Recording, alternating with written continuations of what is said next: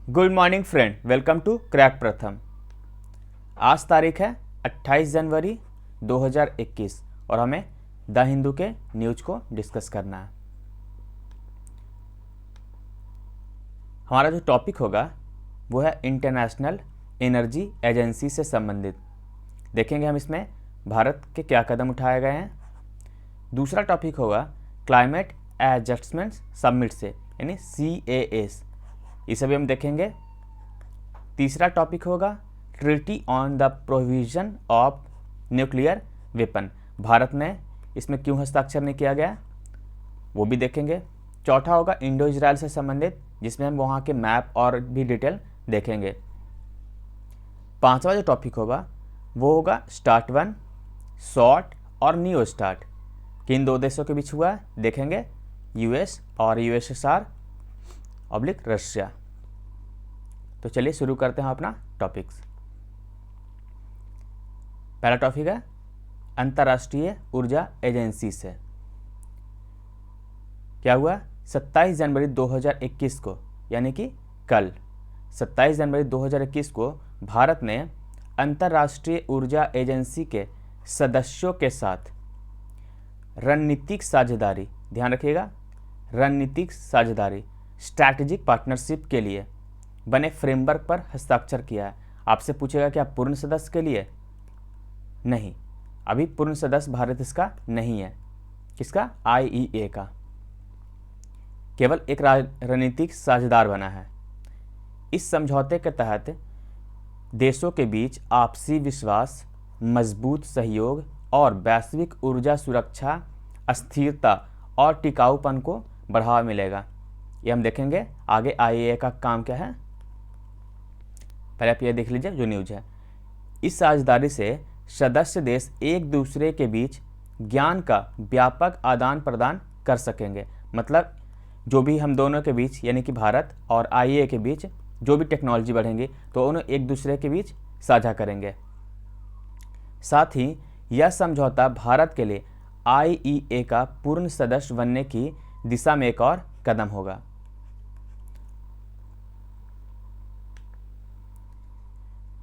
रणनीतिक साझेदारी की रूपरेखा को भारत और IEA के सदस्यों द्वारा तय किया जाएगा। मतलब जो साझेदारी की गई उसकी जो रूपरेखा कैसी होगी वो कौन तय करेंगे? ये दोनों मिलकर के, जिसमें भारत की भूमिका और साझेदारी से मिलने वाले फायदे धीरे धीरे बढ़ाए जाएंगे। इसके तहत स्वच्छ ऊर्जा संक्रमण कार्यक्रम यानी CETP जैसे ऊर्जा सुरक्षा, स्वच्छ और सतत ऊर्जा, ऊर्जा दक्षता, भारत में पेट्रोलियम भंडारण क्षमता को बढ़ाना, भारत में गैस आधारित अर्थव्यवस्था का विस्तार देने के कार्यक्रम चलाए जाएंगे। इसके अलावा भारत सरकार फ्रेमवर्क समझौते के अनुसार ऊर्जा क्षेत्र में सामरिक और तकनीकी सहयोग को प्रोत्साहन करने और बढ़ावा देने वाले आवश्यक कदम उठाएगी। यानी कि भारत में जो एनर्जी से संबंधित कदम उठाए जाएंगे अब वो उसमें और भी बढ़ावा मिल सकेगा, क्योंकि IEA यहाँ पे अब साथ देगा। ये देखिए कल जो प्रेस कॉन्फ्रेंस, ये जो सिग्नेचर हुआ था कल, वो वर्चुअली रूप से हुआ था। ये देखिए आप देख सकते हैं। आपसी सहमति भारत के ओर से ये रस्सा जो ऊर्जा सचिव है सजीव नंदन सहाय और IEA के ओर से जो कार्यकारी निदेशक है फतिहा बारोल, ये देखिए इन दोनों ने हस्ताक्षर किया। और हम जानते हैं IEA के बारे में। पहले बताइए IEA क्यों बना था। दरअसल वर्ष 1973-74 में ऑयल क्राइसिस हो गया था। ऑयल क्राइसिस ये आपको पता है क्या हुआ था कुछ समय कि जो भी ऑयल प्रोड्यूसर है, तेल उत्पादक देश या राष्ट्र है, वो क्या करते हैं, उन्होंने कार्टेल बना लिया था और तेल की सप्लाई बंद कर दी थी, जिस कारण से पूरे देश में मतलब पूरे विश्व में हाहाकार मच गया था। ये देखिए आप तस्वीरें उस समय की देख सकते हैं। Sorry no gas, no petroleum, हर जगह मतलब पूरे विश्व में इस तरह की तस्वीरें आने लगी, क्योंकि इन लोगों ने यानी कि पेट्रोलियम उत्पादक राष्ट्रों ने क्या किया था कि कार्टेल बना लिया था और तेल की सप्लाई बंद कर दी थी। तो इसी पर विचार करने के लिए यूरोपीय देश OECD देश के जो सदस्य हैं इन्होंने आपात बैठक बुलाई और उन्होंने निर्णय लिया कि भविष्य में ऐसा संकट दोबारा ना हो, इसलिए हमें कुछ निर्णय लेने होंगे। उसी के उपलक्ष्य में बनाया गया इंटरनेशनल एनर्जी एजेंसी। तो आपने देखा इसका बैकग्राउंड क्या है, इसका ये बैकग्राउंड है। देखिए ये स्टेबलाइज कब हुआ, नवंबर 1974। आप देख सकते हैं 1973 में ऑयल क्राइसिस हुआ था ना, उसके बाद इसके जो हेडक्वार्टर हैं वो है पेरिस, फ्रांस में। अभी इसके 30 मेंबर हैं, हम देखेंगे सारे मेंबर्स को अभी, और इंडिया भी उसमें शामिल नहीं है। इसके जो एग्जीक्यूटिव डायरेक्टर हैं फेथ विरोल और डिप्टी डायरेक्टर डेव टर्क। ये देखिए आप यहाँ पे ये जो ग्रीन दिख रहा है आपको, ये पर्यवेक्षक के रूप में है, पूर्ण सदस्य नहीं है। जबकि ये देखिए आप इस स्लाइड में देखिए एसोसिएशन मेंबर है ना, तो भारत क्या एसोसिएशन है। उसके अलावा आप देख सकते हैं ये जो है पूर्ण सदस्य है, ऑस्ट्रेलिया भी पूर्ण सदस्य है।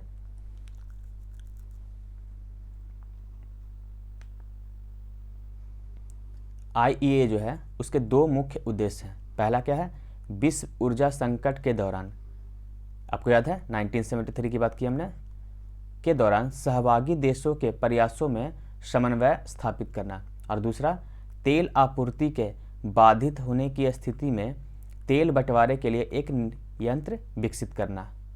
इसकी जो मुख्य गतिविधि यानी कि जो इसने अचीवमेंट प्राप्त किया वो हम देखेंगे।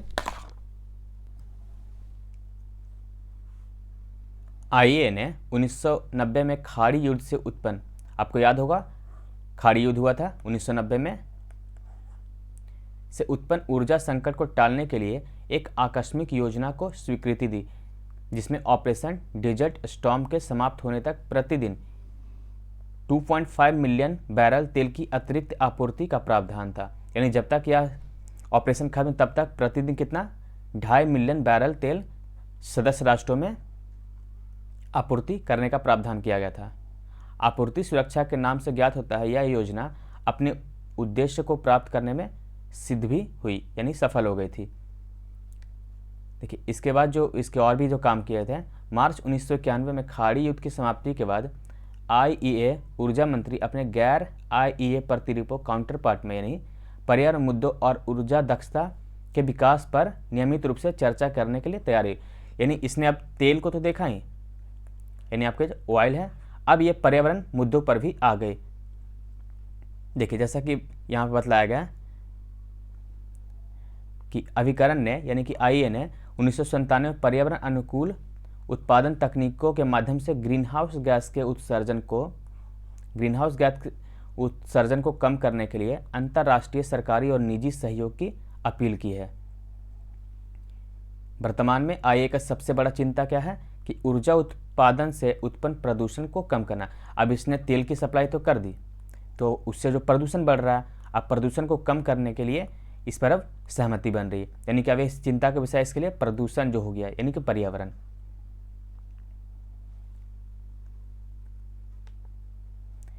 ये देखिए इनके जो सदस्य हैं, आप इनके वेबसाइट पर जाएंगे तो आपको इंडिया का भी मिलेगा, लेकिन इंडिया जो है वो जो ब्लू लाइट होंगे वो ग्रीन में जल रहे होंगे, यानी कि वो जो है एक पर्यवेक्षक के रूप में है। ये टोटल 30 कंट्री, इसमें देखिए चाइना कहीं है नहीं है, आपके ऑस्ट्रेलिया है, चेक रिपब्लिक है, फ्रांस है, आयरलैंड है, लग्जमबर्ग, पोलैंड, स्वीडन, यूनाइटेड। आपको अधिकांश जो है यूरोपियन देश ही मिलेंगे आपको। इसके अलावा एशिया के जापान, न्यूजीलैंड, आपके अलावा तुर्की जो एशिया के हैं ये मिल जाएंगे आपको, कोरिया, कुछ देश। बाकी जो आपको मिलेंगे सिर्फ यूरोपीय यूनियन के, यानी कि यूरोप के ही मिलेंगे आपको। अब IEA के कुछ रिपोर्ट्स हैं जो कि काफ़ी महत्वपूर्ण होते हैं। पहला है वर्ल्ड एनर्जी आउटलुक। ये रिपोर्ट भले 2019 में है, लेकिन आपको इम्पॉर्टेंट है, एग्जाम के लिए बहुत बार पूछ चुका गया है वर्ल्ड एनर्जी आउटलुक के बारे में। तो कौन जारी करता है? अंतर्राष्ट्रीय ऊर्जा एजेंसी। दूसरा रिपोर्ट है वर्ल्ड एनर्जी इन्वेस्टमेंट, तीसरा है global energy carbon dioxide status report, और चौथा है SDG 7 डेटा एंड प्रोजेक्शन। तो ये रिपोर्ट आपसे पूछे जाएंगे, तो आपका उत्तर होगा IEA के द्वारा।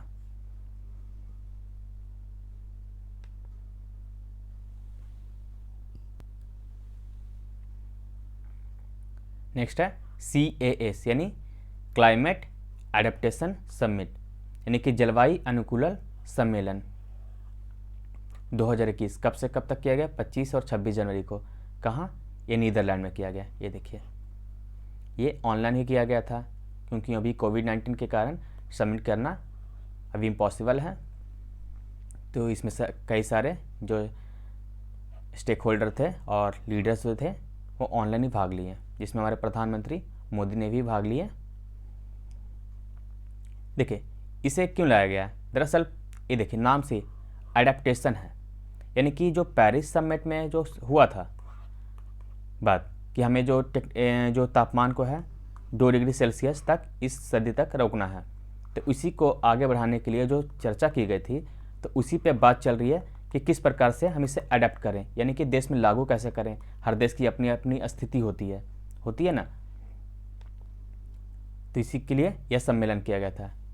25 और 26 जनवरी को आयोजित होने वाले जलवायु अनुकूलन शिखर सम्मेलन यानी CAS 2021 में आने वाले समय में जलवायु परिवर्तन के अपरिहार्य प्रभावों के लिए हमारे समाजों और अर्थव्यवस्था को अपनाने में दुनिया के प्रयासों में तेजी लाने, नवाचार करने और बड़े पैमाने पर काम करने के लिए ऑनलाइन वैश्विक सम्मेलन है। यानी कि हमने जो तय किया था उसे किस प्रकार से लागू करना है, उसमें क्या जो मुश्किलें आएंगे उसकी सामना करना है, इन सब के लिए इस पर चर्चा हुई। CAS आपसे पूछेगा CAS 21 कहाँ पे किया गया है, तो आप बोलिएगा नीदरलैंड में।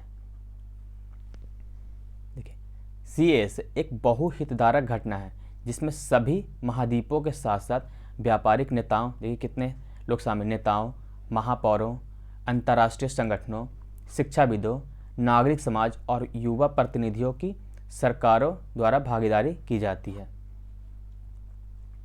ये देखिए इस पर बात की गई थी 2019 में United nation climate action summit में।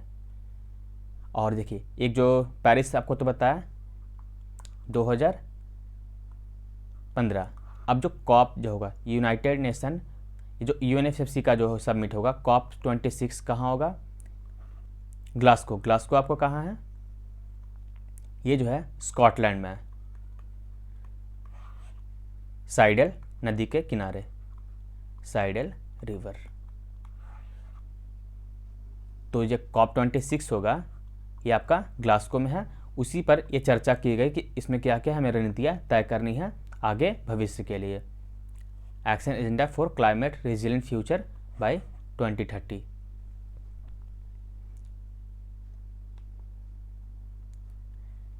नेक्स्ट टॉपिक है treaty on the provision of nuclear weapon, TPNW। आप NPT पढ़ते होंगे, है ना। तो उसी प्रकार ये क्या है? न्यूक्लियर हथियार के प्रसार को रोकने के लिए एक संधि बनाई गई है। ये देखिए इफेक्ट कब हुआ? 22 जनवरी 2021, यानी कि आज से 5 दिन पहले। यानी कि ये इस पर जो परीक्षे होंगे इसमें पूछने की पूरी संभावना है। ये किस लिए बनाया गया है? नाम ही से पता चलता है, treaty on provision of nuclear ban, मतलब जो परमाणु हथियार होते हैं उसके प्रसार को रोकना। इस पर हस्ताक्षर जो किया गया था 20 सितंबर 2017 को किया गया था। कहाँ पे? न्यूयॉर्क में। और सील्ड किया गया 7 जुलाई 2017 को। इसका कंडीशन क्या था कि 90 दिन के बाद, मतलब 15 जो सदस्य होंगे उसके रेटिफिकेशन बाद यह लागू हो जाएगा। मतलब जो भी 15 देश हैं वो शामिल कर देंगे, मतलब 15 देश हस्ताक्षर अगर कर देते हैं तो उसके 90 दिन बाद यह इफेक्टिव हो जाएगा। तो 90 देशों ने हस्ताक्षर कर दिया, यानी कि रेटिफाई कर दिया है, अब यह प्रभाव में है। लेकिन भारत ने विरोध जताया है क्योंकि यह विभेदकारी है और इस पर हस्ताक्षर उसने नहीं किया है। अभी इस पे देखिए 86 राष्ट्र हैं और डिपोजिटरी कौन इसका, यूनाइटेड स्टेट UNSG यानी कि United nation secretary general, UN महासभा।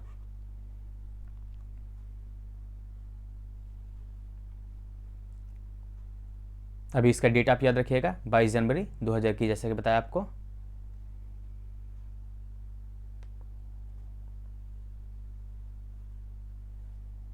देखिए इसका काम क्या होगा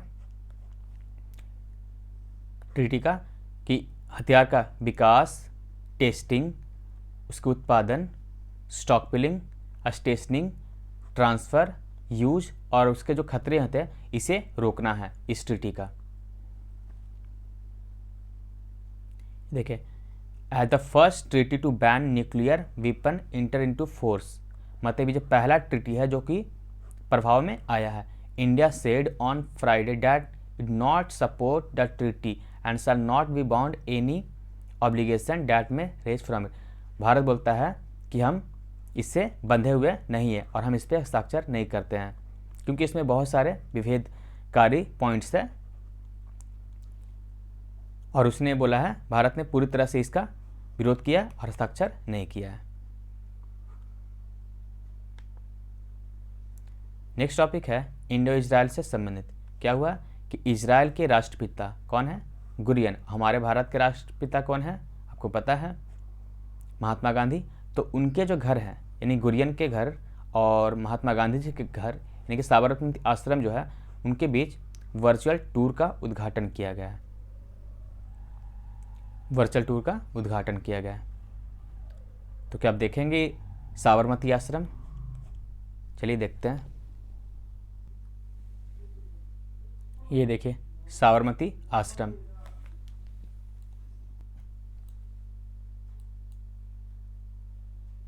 ये है आपका साबरमती आश्रम।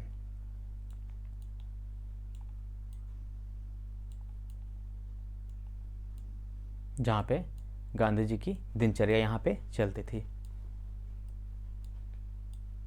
आप देख सकते हैं।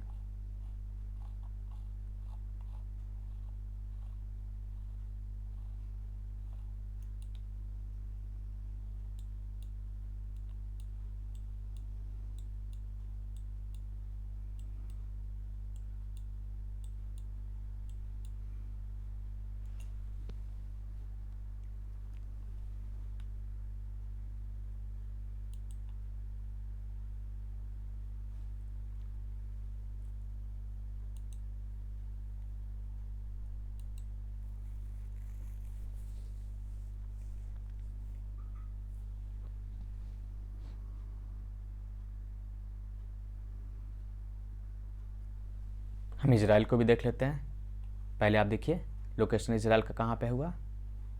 ये देखिए हमारा इंडिया और इजराइल जो है यहाँ देखिए, आपको दिख गया।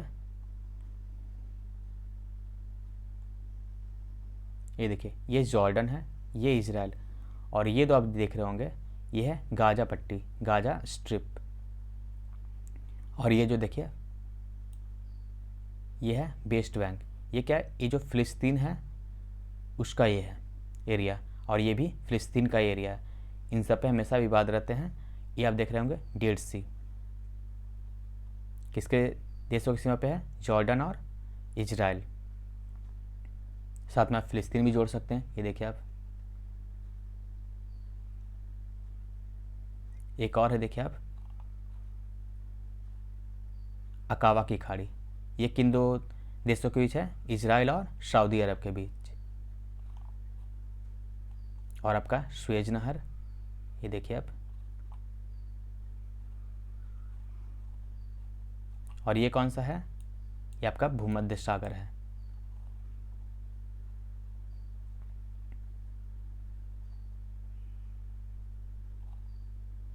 तो आपको याद रहेगा इसको जो सीमा इजराइल की है देखिए, Lebanon, Syria, Jordan, Saudi Arabia और आपकी फ़िलिस्तीन से लगती है।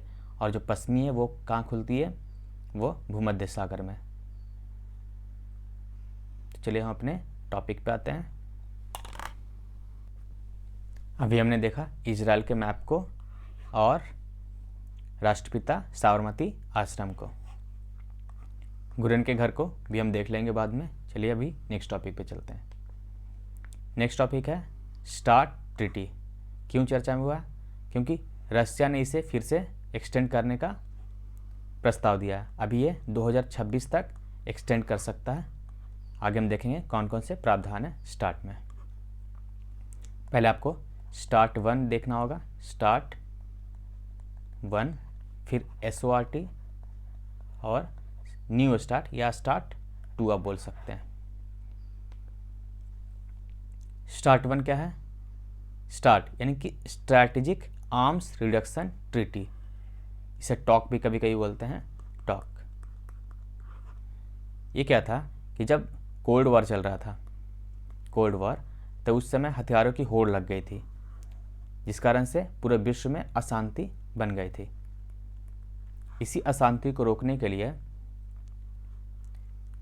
USSR और यूनाइटेड स्टेट ऑफ अमेरिका यानी कि USA, ये देखिए USSR का union of Soviet socialist Republic, और इन दोनों ने क्या किया कि हथियारों की होड़ को रोकने के लिए एक रणनीतिक समझौते पर हस्ताक्षर किया, ताकि जो हथियार है वो कम किए जा सकें, यानी ड्रॉप किए जा सकें। तो इस ट्रीटी पर जो हस्ताक्षर किया गया था, कब किया गया था? 31 जुलाई 1991 को, और ये प्रभाव में कब हुआ? 5 दिसंबर 1994 तक। हस्ताक्षर हुआ 31 जुलाई 1991 और 5 दिसंबर 1994 का हुआ, प्रभाव में आ गया। देखिए, और ये जो एक्सपायरी थी 5 दिसंबर 2009, और देखिए 5 दिसंबर 2009 जो है, और जो स्टार्ट 2 शुरू हुआ वो 2011 से शुरू हुआ। तो इन दोनों समयों के बीच एक और लाया गया था SORT।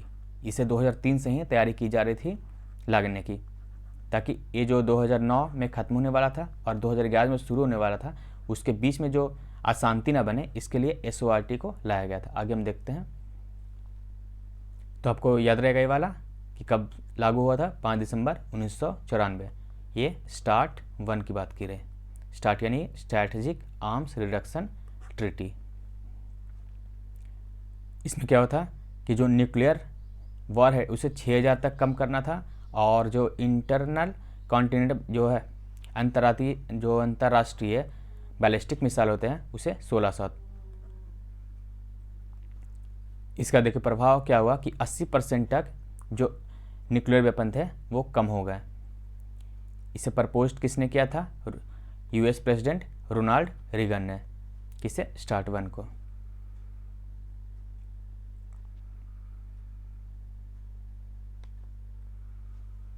देखिए, जो स्टार्ट 1 था एक्सपायर किया कब? 5 दिसंबर 2009 को। तो 8 अप्रैल 2010 को न्यू स्टार्ट ट्रीटी साइन किया गया। देखिए कब? 8 अप्रैल 2010 को।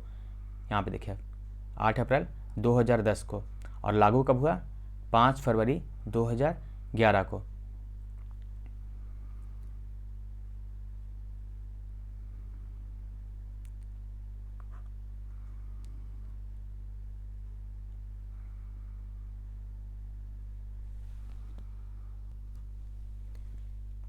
ये देखिए, जो विकिपीडिया का जो डेटा है वो क्या है? 5 फरवरी 2011, जबकि और भी जो न्यूज़पेपर्स के जो डेटा है उसमें 26 जनवरी 2021 लिखा हुआ।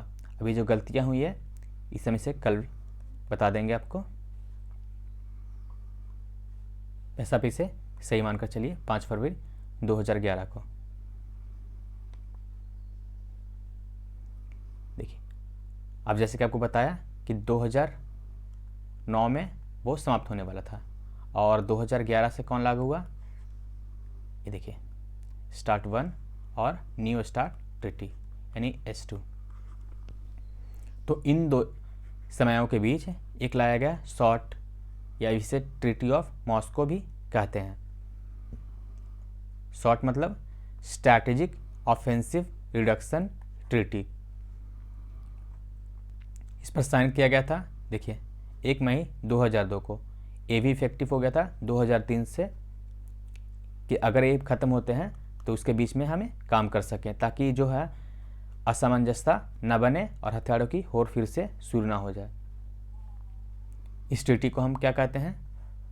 ट्रीटी ऑफ मॉस्को भी। ये देखिए, that was in force from June 2003 until February 2011 when it surpassed by the New START Treaty। तो क्या हुआ कि न्यू स्टार्ट ट्रीटी जैसे ही लागू हुआ या खत्म हो गया। कौन? SORT। तो आप याद रखेंगे ना, START 1, SORT और न्यू स्टार्ट।